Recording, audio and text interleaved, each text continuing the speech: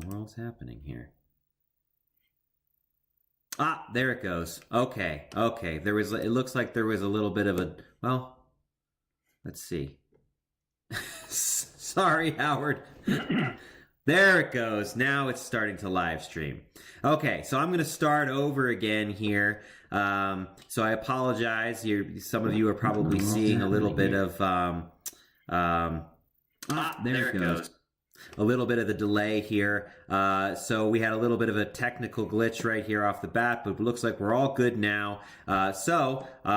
Today we're here with Anthropological Inquiries, and we're talking to applied anthropologist Howard Stein, and we're going to be talking about using poetry as a method out in the world when you're doing anthropological research. So real quick introduction here. Howard Stein is an applied psychoanalytical, medical, and organizational anthropologist, psychohistorian, organizational consultant, and poet. He is Professor Emeritus in the Department of Family and Preventive Medicine at the University of Oklahoma Health and Science Center, and where he's taught for nearly 35 years. He's published numerous articles, chapters, and books, many of which are co-authored with Seth Allcorn. He's published 11 books and chapbooks on poetry, of which most recent are Presence, Poets from Ghost Ranch, 2020, Center and Circumference in 2018, and Light and Shadow, 2nd edition, 2018. So you can, of course, find those. There will be links in the info down at the bottom. So I'm going to turn it over to Howard. Of course, my first question to you, Howard, is why poetry? So what is it about poetry that makes it useful for understanding people or cultures or difference, or as a method in the field? First of all, for me, poetry isn't just a matter of, saying, well, I'm a poet, so I write poetry. About 30 years ago, about 1985, 1990, I had let's say, a crisis in knowing. I was starting to experience and live in the middle of this immense wave of downsizing, re-engineering, restructuring, in which tens of thousands of people were emotionally, brutally tossed out onto the street. Companies were folding, you know the whole story. A part of the story that we don't realize is this is still going on today. And at that time, I was nearly downsized, and it was an emotionally brutal experience, not simply a rational economic experience. And at the same time, I was a consultant to a number of organizations, and I was invited to consult to hospitals who were undergoing downsizing to try to humanize them.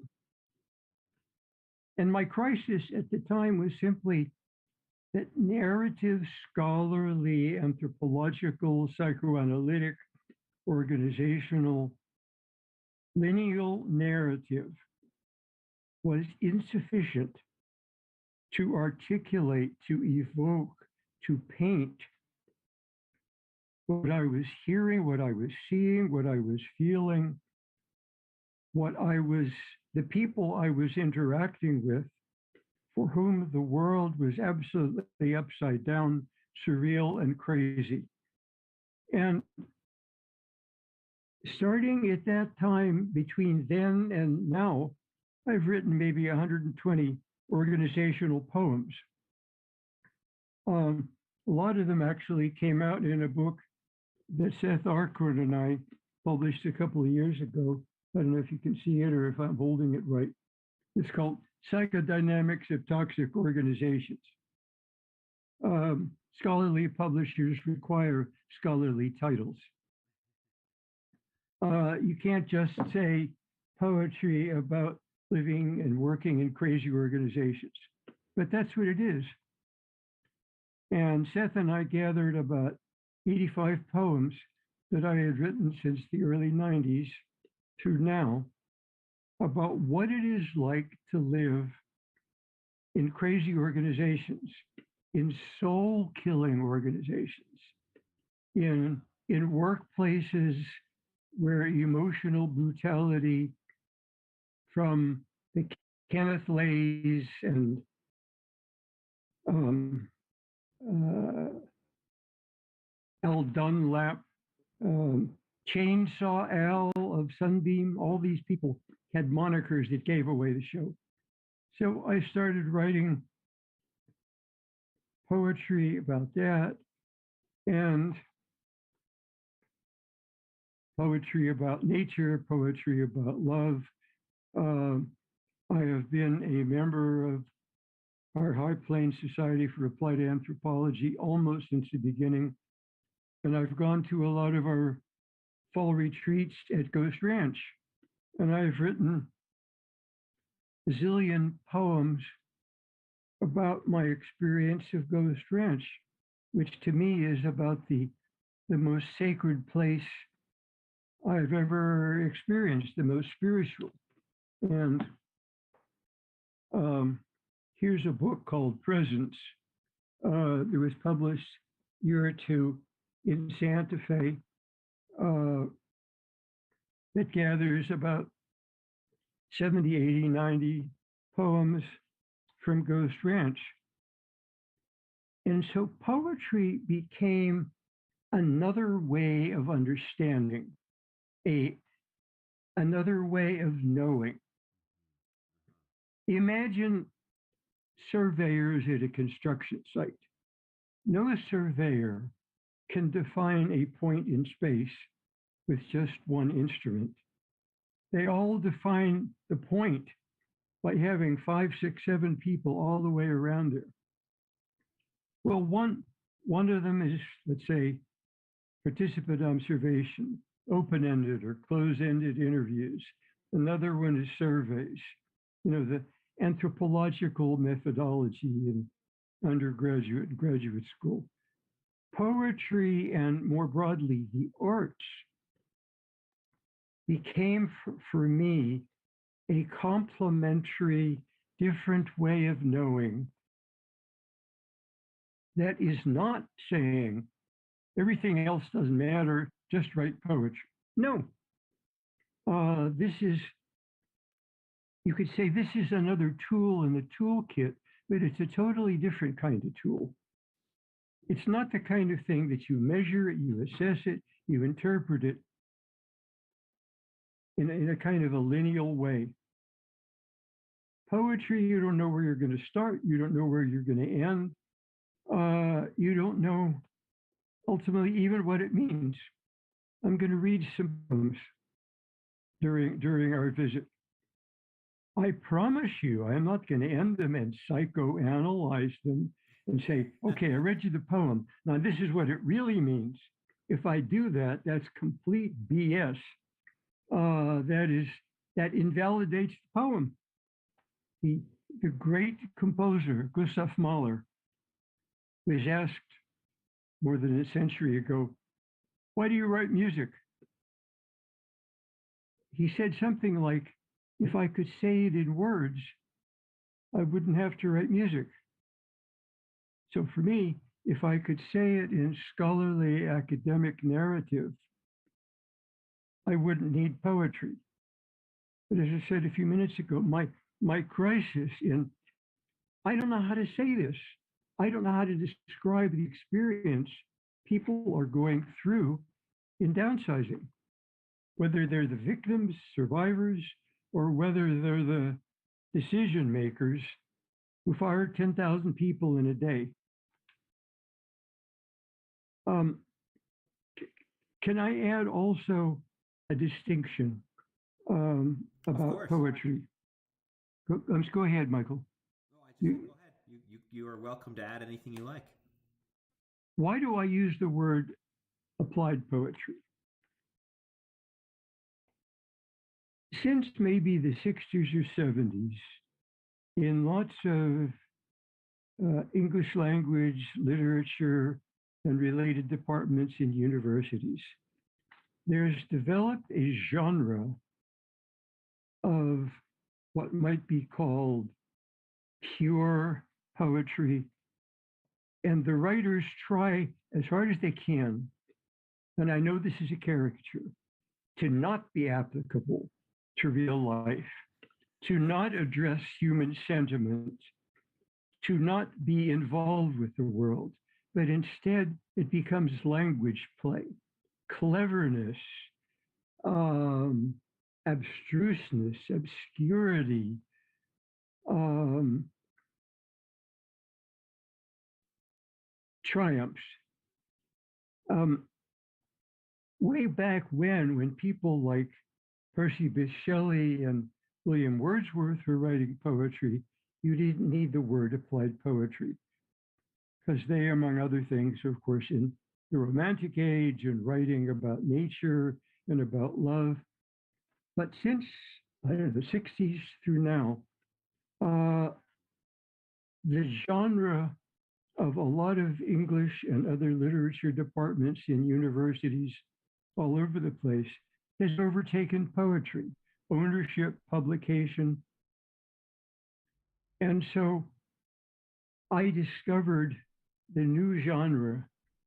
Other people were writing about poetry. It's about real life, about real feelings, about real experience. Um, when Bronislaw Malinowski went to the Trobriands, he didn't write poetry, but he wrote journals, notebooks about what his experience was like, which is different from the ethnographies he wrote about observing them, the people. So applied poetry is an attempt to immerse myself in people's lived worlds and try to evoke it, describe it, bring it to life. So that's what the applied is. You know, I just thought of this. There's such a parallel too between academic anthropology and applied anthropology. Sometimes a lot of the most academic anthropology almost tries to be as abstruse and obscure and clever as possible. Now, I am not, you can all kill me because I'm drawing a caricature and I'm exaggerating. I know that. But to me, real, true, applied practitioner anthropology gets down in the quote trenches with people we're working with. It's an interesting distinction is between dirty and clean. The clean anthropologists, God, you're going to kill me, are sometimes so academic that the description of the native world, the lived world, is almost incomprehensible. But applied anthropologists, practitioners tend to try to be very good painters, musicians, poets. The end. Yeah, you know, one other thing it reminds me of too is what you're talking about is poetry as a way of knowing. It's such an interesting way of thinking about it because it really is a lot of what poetry is trying to say things that are really hard to say. And I know when I'm, you know, when I write my own poetry, it's like just one line keeps just ringing in my ear over and over again. And then I sit down and I write that one line and I stare at it for a while until it starts to take some shape. And I have no idea where it's going or what it's supposed to be doing.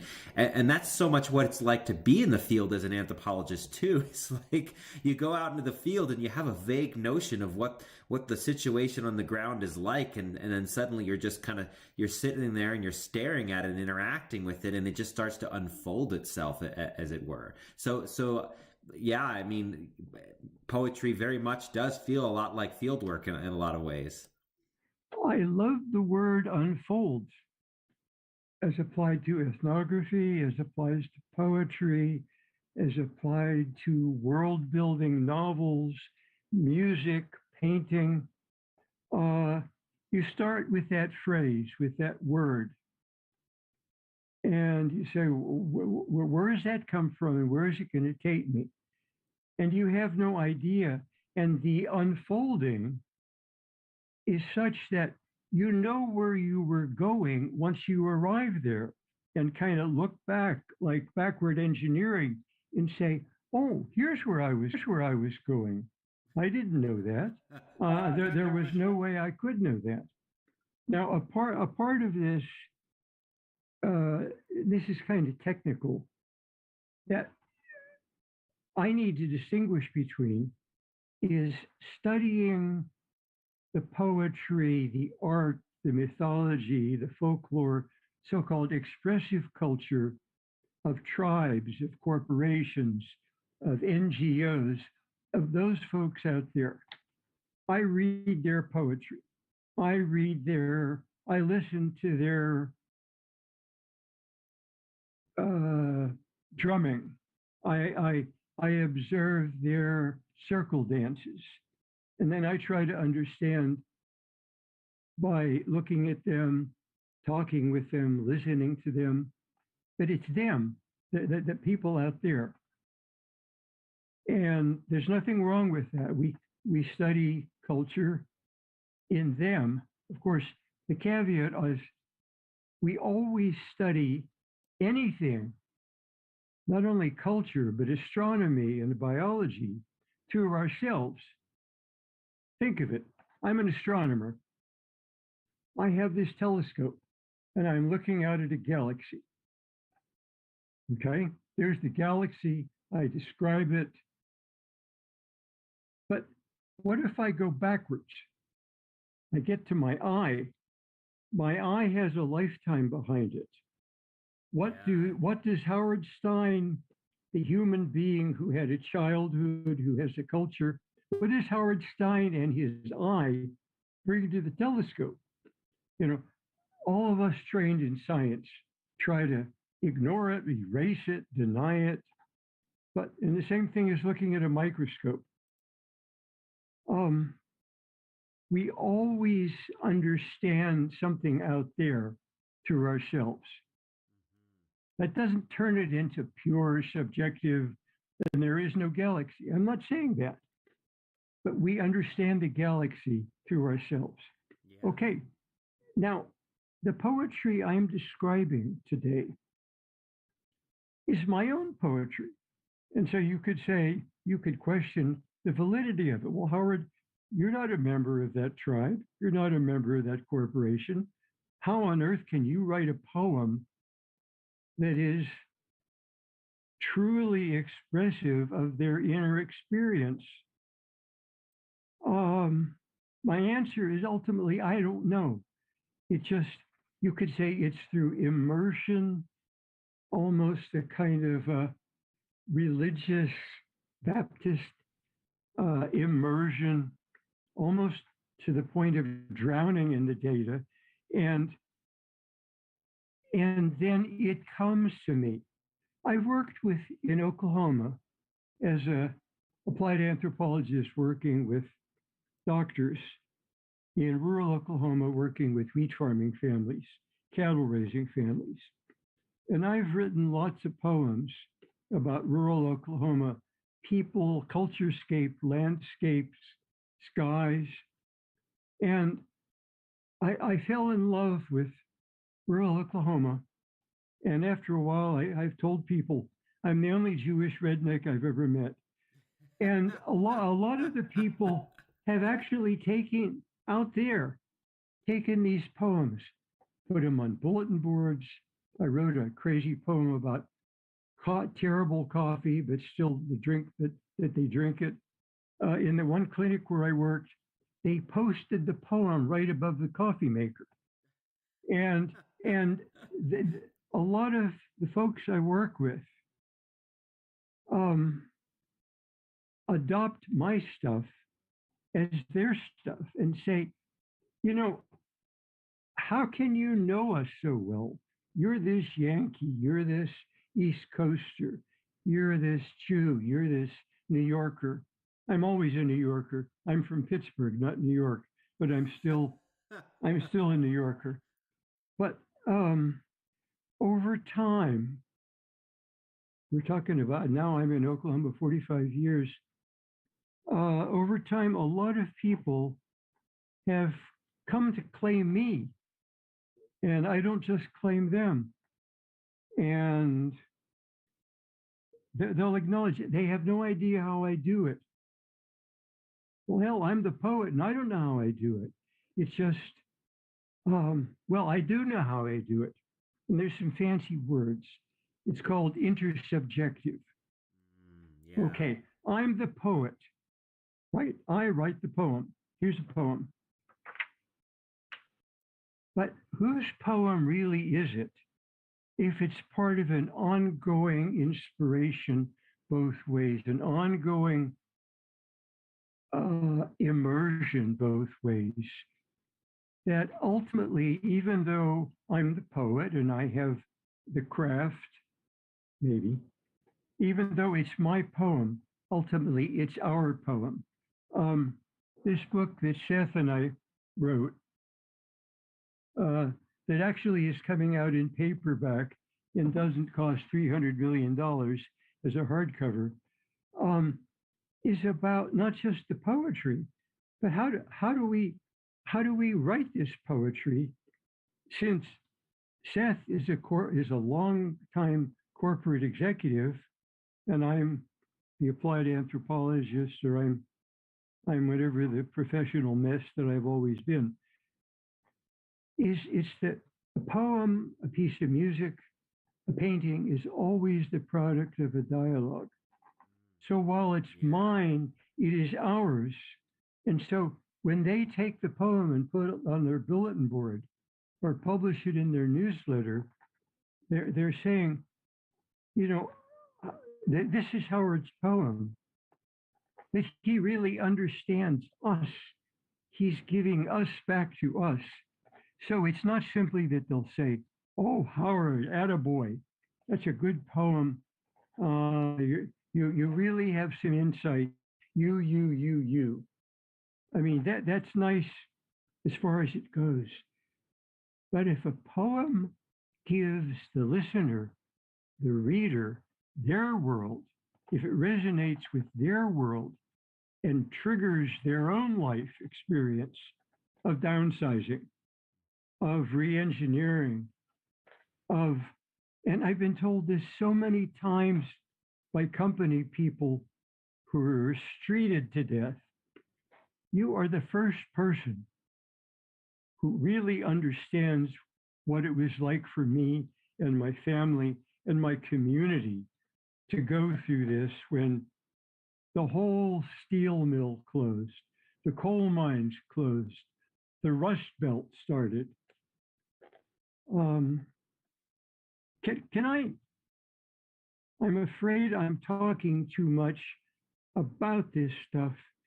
And if I were a member of the group out there, I would say, well, that's nice, but take us to that world. Yeah.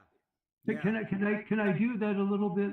You can. Absolutely, Howard. Go ahead. Are you going to read us some of your examples here? Yeah, I have a zillion, and I'm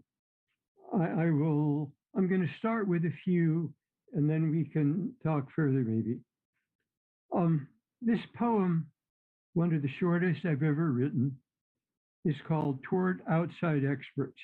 Now, I want to explain to you that Howard Stein is often accused of being so dead serious that they've never seen a smile on my face. That is a lie.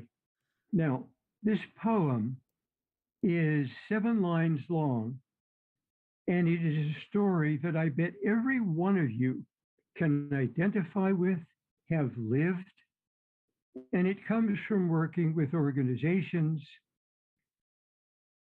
for 50 years, living in organizations in which the same story. We're all called into an auditorium or a classroom, and an expert on Native Americans, an expert on some body organ system, an expert in something gives a lecture. And of course, this person has a zillion degrees, has credentials out the kazoo, and who do you think you are? You're the dummy in the audience. And the outside expert often makes you feel like that. And when they're introduced, they're often introduced as, this is the one who knows, and you better listen. So this is an example of a specific case of an outside urban physician, a super specialist, came to rural Oklahoma, to quote the boonies, to give a talk on something, some disease or something, to a bunch of rural doctors, community doctors.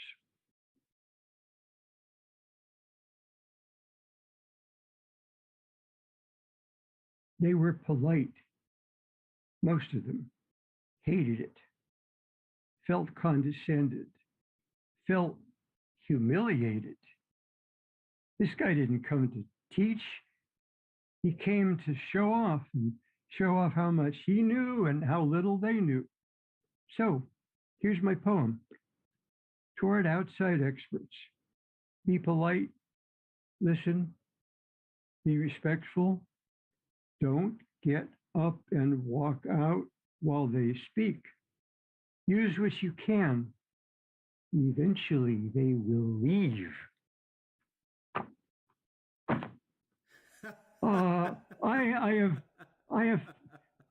I have had such wonderful, I mean, I've not had standing ovations for that, but that's, holy cow.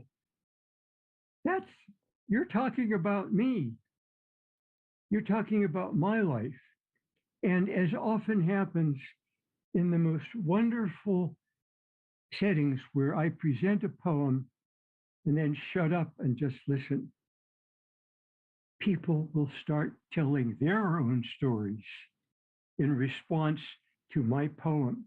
Or if they don't do it publicly, after the meeting is over, after the presentation is over, several people will come up and say, Howard, do you have any idea how much you're telling my story? Let me tell you. And there's story after story. And these people are animated. They feel alive. They feel not berated, but finally listened to, finally understood. Now, let's go back to Anthropology 101. What's a good anthropologist supposed to do? Yeah, ask questions,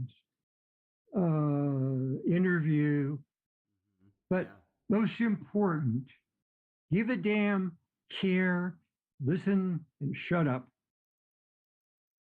Yeah, and build relationships, right? Yes, yes. Yeah, of course, sure. Yeah, that's really the whole container for what I intended. Yeah, you're absolutely. Those are all little pieces of the building of relationships. Well, at the best, when I give presentations of poems, I'm building a relationship with the group. Okay, here's another one. It's called Thoughts Geography. It is a very dead serious, angry protest poem that I also bet that every one of you have experienced where you work, in your families, in your religious institutions, in the tribes and corporations you study. Thoughts geography. Before I have a thought, you know what mine should be. You can't seem to occupy yourself without first occupying me. Now, things, one of the reasons that I have learned so much from psychoanalysis is because I trust my unconscious, my my subterranean stuff, you have probably already guessed that even though I hadn't planned it that way, toward outside experts and thought geography are really the same poem. Because here is this other person who, and I've had bosses, I've had managers, I've had doctors I've worked with who essentially are saying, you don't, whatever it is that you think is wrong. As a matter of fact, I don't even want you to think. I want you to fill your head with me. Basically, it is like an invasion of the body takers, whatever that science fiction movie is. That I know that if you try to go back to those experiences, you feel possessed. You feel like somebody is trying to invade you, take you over. You can't seem to occupy yourself without occupying me. It's a boundary violation. It's disrespectful. Yeah. It is, I'm going to use the word rape. It's like you don't count. And your thoughts don't count. Your ideas don't count. Now, we may have a slogan in the corporate boardroom that says, think outside the box. Yeah, but in the reality, if you try to think outside the box and go to a faculty meeting in your university or go to a meeting of the tribal council and you start to think outside the box, you may be evicted, you may be evicted, you may be shot, you may be expelled from the tribe, the corporation. So, a lot of us anthropologists study what's called spirit possession among people that we often call natives. Natives are them, not me. I'm not a native, right? Yeah, which is a but whole other issue. What I just read, that the mind takeover by the expert or the thoughts geography, the invasion, which is, this sounds crazy. It's like Russia invading Ukraine. It's not military, but it is brutal. It is an assault. And it feels like it. And I would bet every cent I have, and that's not a lot, that you have these same experiences. Now, let me read a longer poem that comes from years in Oklahoma of working with various American Indian tribes, particularly in a 5-year applied study in the American Indian Diabetes Prevention Center that Neil Henderson, one of my dearest friends, who is Choctaw, as well as a renowned medical anthropologist, he had me work with this group, which was made up of a lot of mostly Eastern tribes, Choctaw, Chickasaw, Seminole, and some Western Cheyenne, Arapaho. And I wrote this poem not only from my work with them, but in a very strange way, from working for years and listening for years to one of the founders of the High Plains Applied Anthropology Society, Deward Walker Jr. One of the most recent things he did was working with Northwest Coast American Indian tribes who fish along the Columbia River, largely salmon. Now, you could say that's instrumental culture, fishing in order to live. But we all know that land and little pieces of land and things that we look at and say, this is nothing, this is empty, can be very sacred spaces to people where we don't see what they see. And frankly, because our tribe has greater power over your tribe, we don't care what you see. Yeah. Well, the Columbia River is also sacred. Along the Columbia River, there was built a long time ago a nuclear plant that dumps waste into the Columbia River, poisons different parts of fish, makes parts of them inedible, makes people sick, makes people spiritually sick because people are feeling invaded again, violated by these outsiders who don't even bother to ask who we are and what the Columbia River and what salmon mean to us.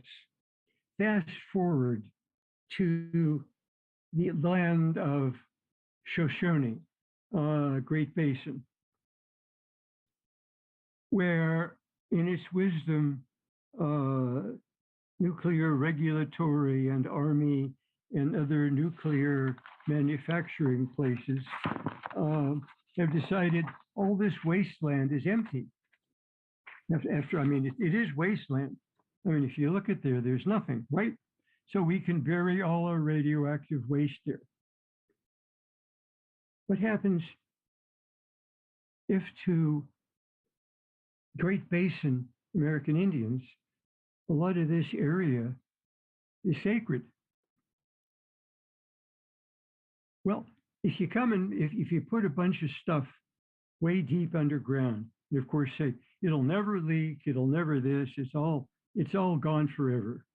No earthquakes, no nothing.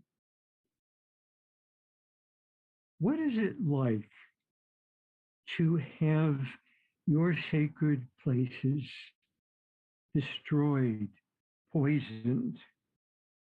Now, if you can't get inside the world of Northwest Coast Indians on Columbia River or Great Basin desert people, and all you can see is nothing, but gee, we can do anything we want here, then you're treating people as objects, you're dismissing them, you're spiritually killing them as much as downsizing spiritually kills millions of workers. And so from all of this, I wrote a poem several years ago. I first sent it to David Piacenti, who either at the time was the president of High Plains Society for Applied Anthropology or was shortly going to be. David and I are, if we're not soul brothers, I don't know what that is. And the poem went back and forth. He was very encouraging.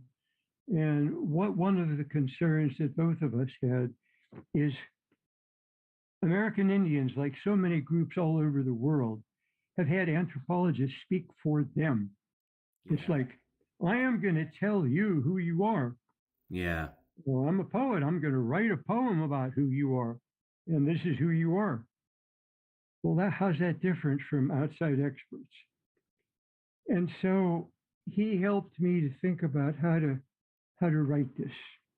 And so here's what the poem is. It's sort of short. It's called Exile in Situ, a protest soliloquy. Many voices have given me these words. I pass them on to you. What we have long called home, you call wilderness, to do with as you please. You defiled our ancestral land. You profaned our sacred trails. You poisoned our earth and our streams with your atomic waste. You made us homeless in our own home. You uprooted us in space and time. You sowed chaos in the universe. How do we repair what you have broken? Can our ceremonials and offerings bind the earth together once again? Is renewal possible? What holy power can fend you off?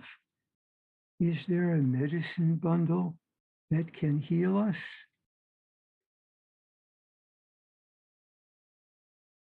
Now, I've had similar responses to this as I had from Anglo-American wheat farmers. It's, thank God, the people I shared this with didn't think that I was trying to deprive them of their voice. What it instead did was my fondest hope. It helped give them a voice. It didn't deprive them of it. It said, yes, what you said is what we feel. And now, as with doing applied anthropology work all the time, having nothing to do with poetry, the peoples we work with take our ideas that come from going back and forth and sharing and brainstorming and soul storming, and they take our poem and then they take it further. Because what happens is that this poem, and try this on rather than just reject it, this poem is as much ethnographic research as is doing a formal ethnographic study. It's them in me, in them in me, and I write something and give it to them. And they can say, well, Howard, this is absolutely wrong. You got it all wrong. Or it's like, geez, we didn't even know this about ourselves. Or what often happens is we kind of knew it, but we didn't have words for it. Yeah. We didn't have feelings for it. We didn't have, and you've given us words. And Michael Kilman, as novelist, as world builder, as science fiction writer, when he publishes something or has a reading, he's not just reading his stuff. And at the end of his stuff, there's applause, there's questions and answers, and then everybody goes home. If his writing really works, the world building makes its way into their heads. And they start trying the ideas on for size. Yeah. They say, you know, this reminds me of something in my world, something in my group. And we've been trying to problem solve over irrigation, or we've been trying to problem solve over sheep versus cattle ranching. Yeah. And the poem, the novel, the piece of music gives us a whole new way of knowing, a whole new way of thinking. Well, it also sounds like, Howard, that it creates an opening, especially when you write the poem and you hand it to them, and then they can kind of give you feedback. That creates a space for both people to practice empathy and have this interaction where you're building this relationship of, hey, look, I want to understand. Here's something I created to try to understand you, to try to listen to you. How do you think? Am I listening well? And that because that's essentially what you're doing, is you're asking them, am I listening well enough? And that's really powerful if you're trying to do work with humans, because people mostly just want to be listened to. They want others to understand what they feel. The magic word, I mean, you said a lot of good things, right things. The magic word you used was space. What this kind of work does, and it's not just poetry, a really good applied anthropologist does this in everything that she or he does. Creates new space. Yeah. Opens the envelope, expands the envelope, expands what Donald Winnicott called potential space, so that before this conversation, we had this much space. But now that we've been working together and interacting, and I've given my thoughts that are based on what I think I've learned with you, and now we have this much space. Right. And it's not simply, okay, here's my poem, I'm the expert. Now, you go do this and that. It's like bullet points, where it's like, my poem is a strategic plan. That's BS. Poems are not lineal. Music is not lineal. Art is not lineal. A poem doesn't know where it's going, and God only knows where people who read it or hear it know where they're going to take it. Yeah, and the other thing, Howard, is, so you're talking about creating this space or creating this opening, and that gets back to the very first thing you were talking about, those first two poems you read about the expert coming in, and the expert knows what's best, and of course that's also a very kind of like colonial kind of act, right? We come in, we tell you what you guys want to fix up your situation, forgetting the fact that we often broke those situations, but you're creating an opportunity or an opening in your own experience. And it reminds me of this, there's this old Taoist story about a guy who goes to a Taoist master, right? And he's like this, academic Taoist, and he comes from the best schools, the best teachers, and he goes to find this apparent brilliant genius out in the wilderness who just is obscure and lives on his own, right? And so he goes and he finally finds him, and he sits down at the table and he starts telling him about all his credentials, telling him about all the things that he's really good at, and here's what I know, and here's where I'm hoping that you will instruct me and teach me. And all the meantime, he's starting to pour this guy tea. He's the master is just listening and pouring him tea and pouring him tea and pouring him tea. And as this guy is talking and talking, the teacup fills all the way up and it starts spilling all over him. And he says, "What are you doing, you idiot? Why are you spilling water all over me? It's hot, And the master says, "Your mind is already so full like this teacup. How can I teach you anything? You're not even ready to listen."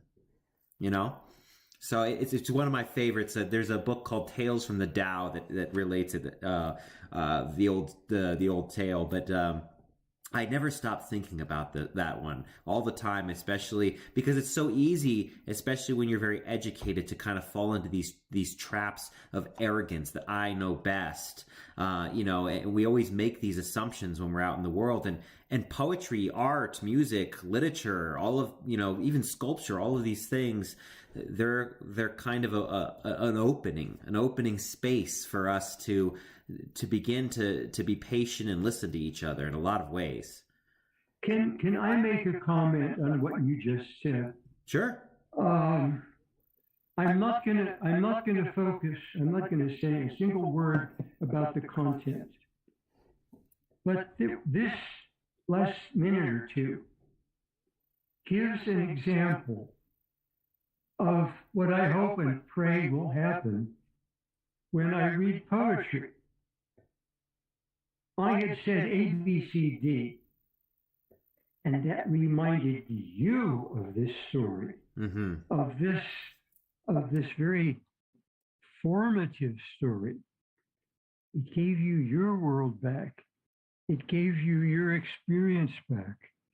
Instead of just giving you my story. Yeah. And instead of, I'm not saying to you, well, to hell with your story. I don't care about it. Listen to mine. Rather, the greatest compliment, the greatest use other people can have of a poem I write is when it gives you your world and reminds you of your own story and helps you to rethink, refeel, do something else, do something new, creative with your story. Yeah. Yeah. At some point, you may even forget that I read a poem. That's fine. Yeah, because in the end, we're all kind of co-creating our culture and our world. And there's, of course, you can take that to a mystical side and stuff about how we create our own reality. But in truth, we really are sitting down when we have conversations or refuse to have conversations, or we're yelling and screaming at each other, or we're patiently listening. We're creating something together as a species. And so I'm loving our conversation, Howard, but we're actually already at almost an hour. So I want to give people a little time and space to ask questions. This has just been such a wonderful conversation. So let's give people a few minutes to just ask questions here and see what their thoughts are. I know we already do have one question, and that's so that poem about the experts, you read those two. Could you give us the title of those two poems again and where we could find them? Because there was a couple of people who are asking, where can we find those poems in print or even on a website or anywhere? Oh God, where can you find them? Thoughts Geography is in The Psychodynamic of Toxic Organizations by Seth Allcorn and me. It was published by Routledge, let's say, 2 years ago. Now, I'm a very good liar, so what I'm going to first do is look in this table of contents here and see if Thoughts Geography is really here, or I'm a very good liar.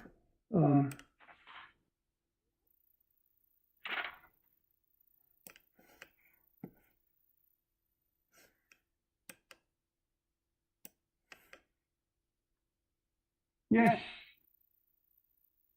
it is here.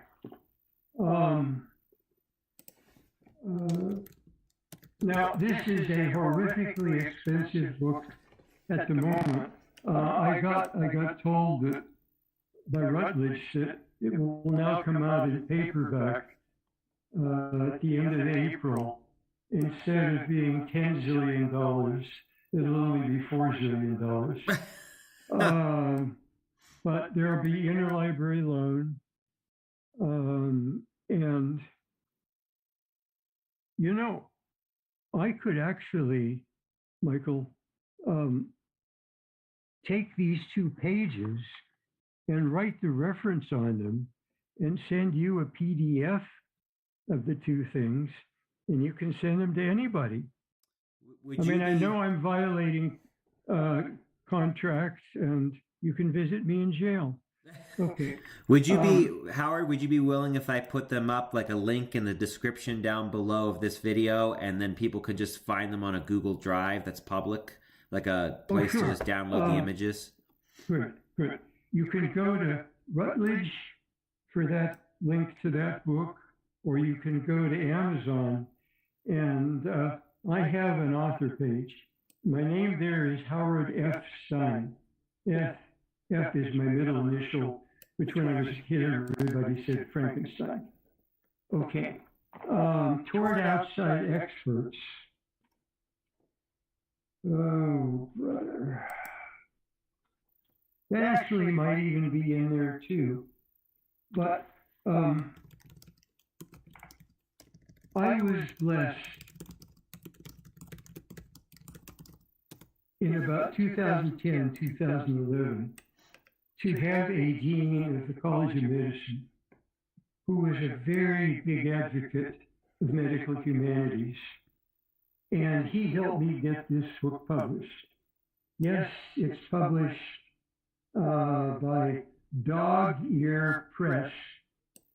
It's self-published, but you can probably find it online in used books or something. But Toward Outside Experts is in a book called In the Shadow of Asclepius. Asclepius is the Greek god of healing. Subtitle is Poems from American Medicine. It was published around 2011, and I have a number of copies. If you would like me to mail you one, like the TV show, it's yours if the price is right, $12. And of course, everyone will have Howard's contact information if you want to reach out and buy any copies directly from him as well. And there's a number of books that a lot of these are in, and this one is called Center and Circumference. It was published just a couple of years ago in New York, and the title comes from an essay by Percy Bysshe Shelley. So, if you go to, quote, my author page, you'll find all kinds of things that might be of interest. And just remember, at the end of the sixth day of creation, God created the delete button. So that if all of this is just crazy, that's the key. God was smart. Other questions or comments? What does this make you think about? What does this make you feel about? Does this remind you of your own life? There was a comment, and I was kind of trying to watch the comments as they were coming in, because there's a whole chat box here of different comments. A lot of people were just chiming in from where they were. But when you were talking about the difference between applied anthropology and academic anthropology, we also have Thurman Hester chiming in saying, well, that's not just a critique of anthropology, that's a critique of all academia. This kind of this expert knowing must come in, and yeah. So there's a comment there as well. Applied mathematics versus pure mathematics. Applied, even the so-called hard sciences, including medicine. The bench researcher in clinical medicine is high status. The practicing doctor is kind of way down there. You get dirty. Yeah. Oh, we have another question for you, Howard. It's so Colin says, I'm from Southern California. I'm going to school for engineering, but how can applied anthropologists and engineers work together to create real change?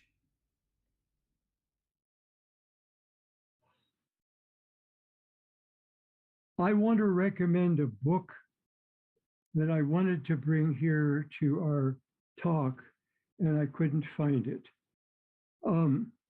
It is a book that Deward Walker, Walker, and 10, 20, all kinds of scientists, biochemists,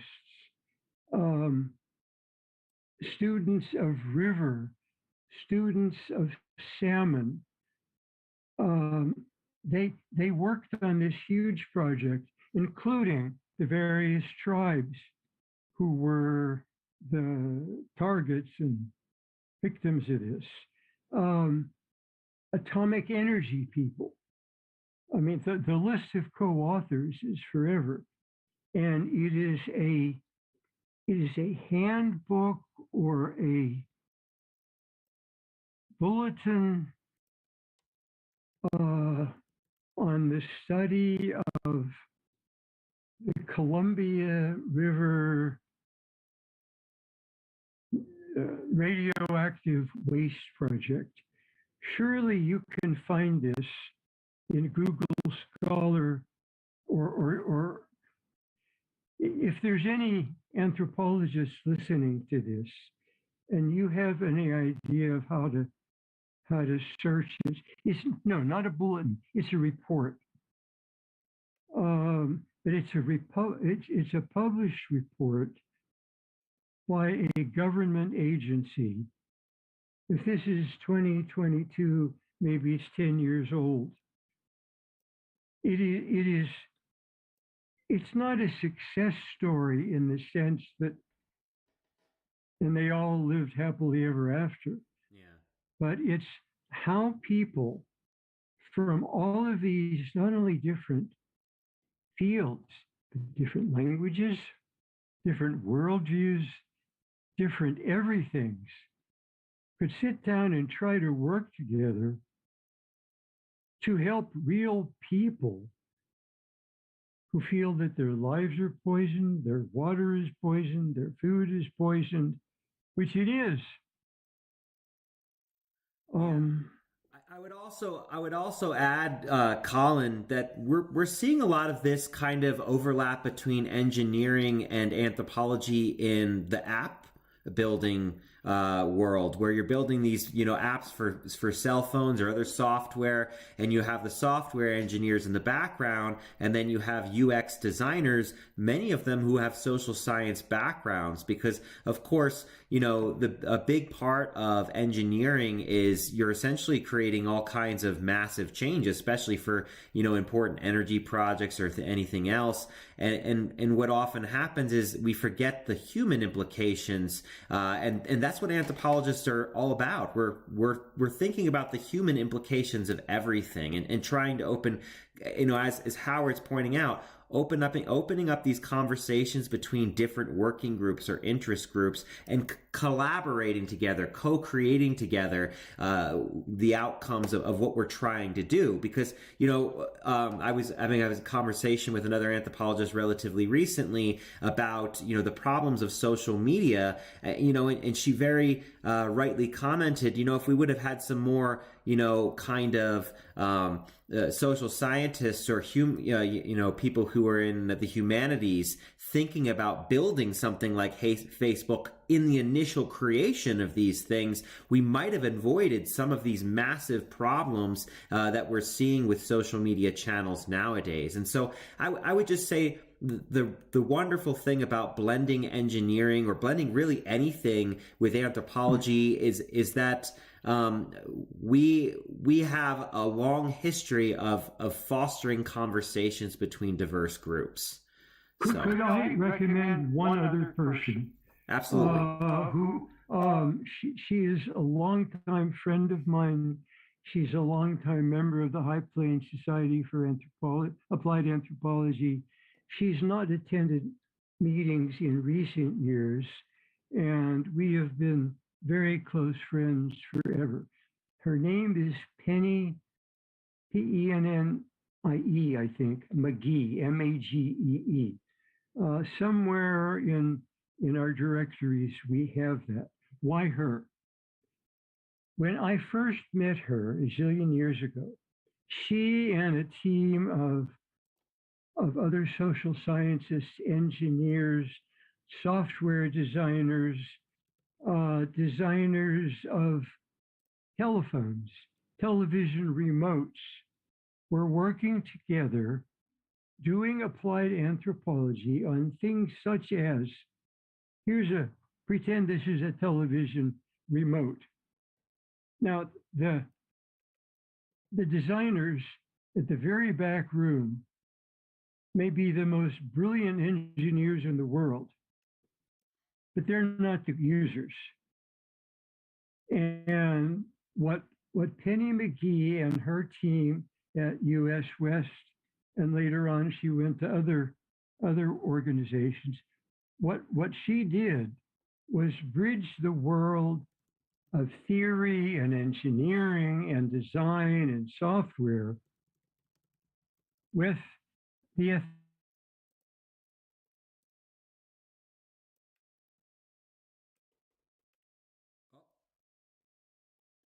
think we may have lost Howard here.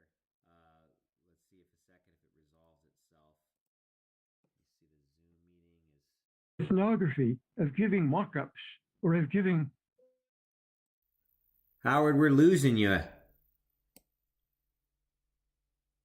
I apologize, everyone. I think we're having a little connection issue. We are running over on time as well. We normally keep these for under an hour, but we'll let Howard, if he can come back in and at least say goodbye and close it out, we'll allow him to do that. But and finish his. Oh, I think we've totally lost Howard, unfortunately. Maybe he'll come back in just a moment here. If not, I'll give it just a minute here. Thank you all for coming and all of your wonderful comments and questions and everything.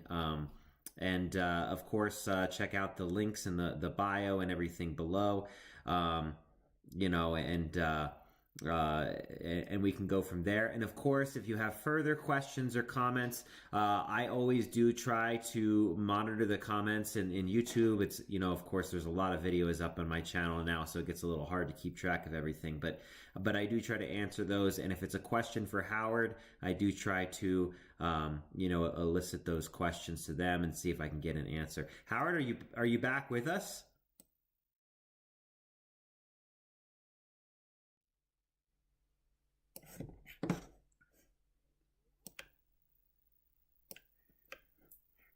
Are you there, Howard?